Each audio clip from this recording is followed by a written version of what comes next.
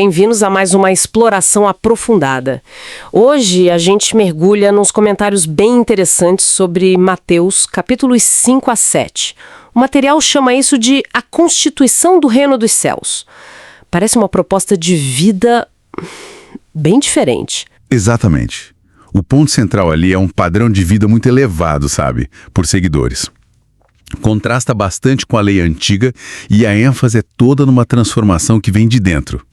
O que o texto descreve como uma vida divina. Não é só seguir regra externa, entende? Certo. Vamos tentar desempacotar isso. A ideia, então, é que viver nesse tal reino não depende do esforço humano comum? É algo mais profundo? Isso. E logo de cara já tem uma combinação que chama atenção. Justiça e misericórdia. O material sugere que a pessoa precisa ser bem rigorosa consigo mesma e, ao mesmo tempo, muito misericordiosa com os outros. Parece contraintuitivo, rigor e misericórdia juntos. Mas como eles conectam isso? Bom, segundo a análise, essa combinação seria a chave para a pureza de coração. E essa pureza é que levaria a ver Deus. Ser rigoroso consigo lida com as próprias falhas, né? E ser misericordioso evita o julgamento do outro. As duas coisas juntas trabalhariam para limpar a motivação interna. Interessante. Isso leva para outra imagem forte que você mencionou. Sal da terra e luz do mundo. O que me pegou na descrição foi a ênfase no coletivo. Não é sobre, um indivíduo brilhando sozinho. Pois é, a análise bate muito nessa tecla. Critica bastante uma espiritualidade mais individualista, sabe? Chega a usar um termo forte, compara a um câncer. A ideia ali é que ser sal e luz é função de um povo corporativo. Uma comunidade que se edifica junta. Nossa, e isso muda bastante o foco que a gente vê por aí, né? E a lei antiga, como fica? O texto diz que a figura central não veio revogar, mas cumprir. O que significa esse cumprir nesse contexto? Parece mais do que só obedecer. Sim. Cumprir aí tem várias camadas. Inclui viver a lei perfeitamente, claro. Inclui lidar com as transgressões, o cumprimento que eles chamam de negativo pela morte. Mas isso é crucial. Significa também complementar a lei antiga, trazê-la para um nível mais alto.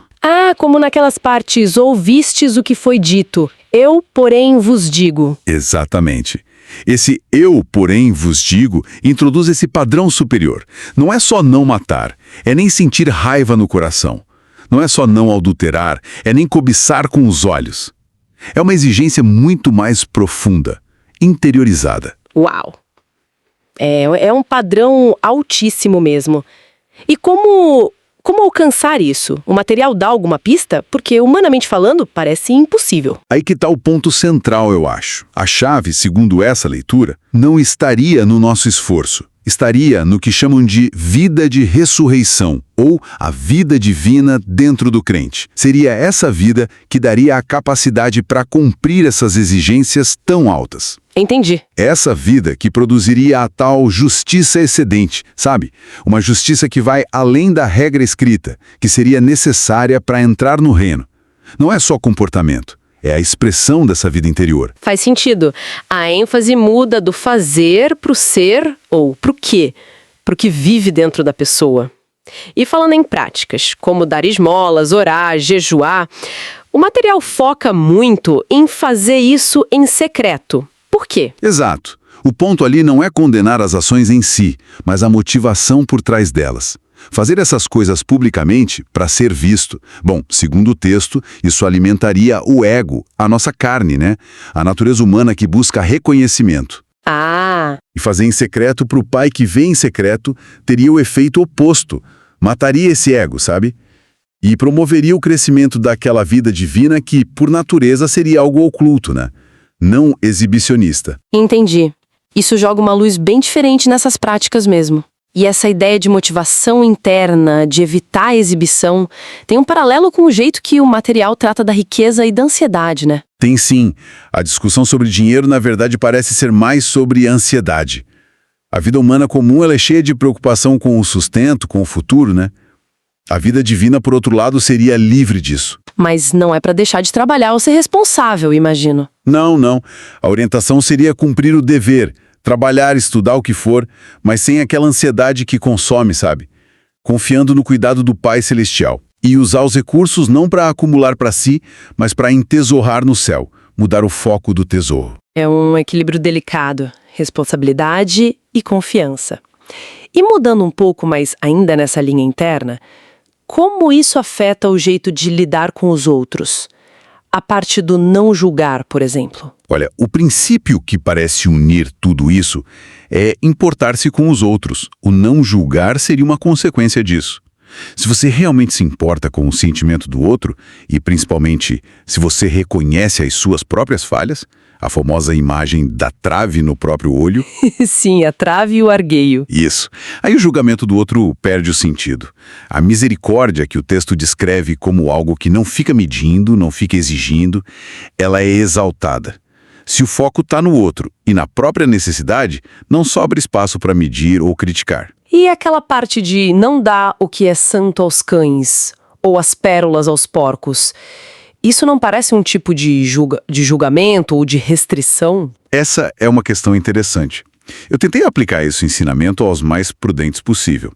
Não seria julgar no sentido de achar confraguar o outro, mas seria entender a situação e não colocar uma pessoa em um risco desnecessário. E aquela parte de não dar o que é santo aos cães, ou as pérolas aos porcos? Isso não parece um tipo de julgamento ou de restrição? É uma boa pergunta. Mas a interpretação que o material dá é que isso também vem de se importar com os outros. Seria ter discernimento, saber com quem e quando compartilhar coisas espirituais mais profundas, as pérolas. Ah, então não é elitismo? Não. A ideia seria considerar a capacidade de quem vai receber, para não ser algo prejudicial ou simplesmente desperdiçado. É um cuidado com o outro e com o que é sagrado. E isso exigiria sensibilidade, buscar direção, o pedir, buscar, bater. Entendi. É um discernimento cuidadoso, então. Bom, considerando tudo isso, para onde essa constituição toda aponta? Qual o destino? A conclusão dessa parte, desses capítulos, aponta para a porta estreita e para o caminho apertado.